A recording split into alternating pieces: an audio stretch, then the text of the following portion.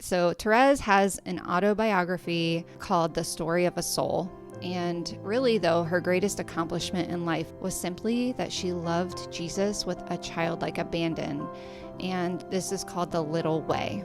And the emphasis of this is that we don't need to do great deeds or heroic acts as Christians to follow Jesus. We really only need to, quote, prove our love by scattering flowers. And these flowers are every little sacrifice, every glance, every word, and doing the least actions for love, end quote.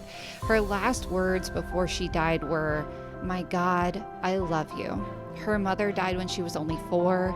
She was bullied terribly in school. So she once said that in school, she had the saddest 5 years of her life. Okay, so here's one last little bit of context that's relevant for today's glory story.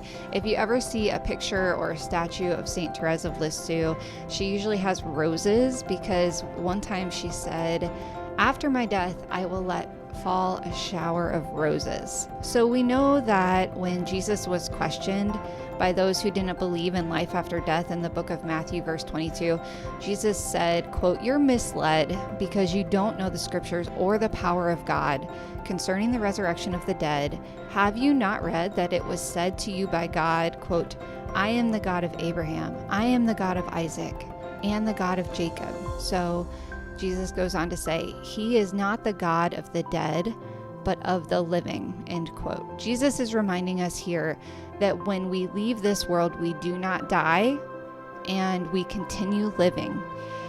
And it says in the book of Matthew that this astonished the crowds when Jesus said this, and it probably still astonishes us today, right?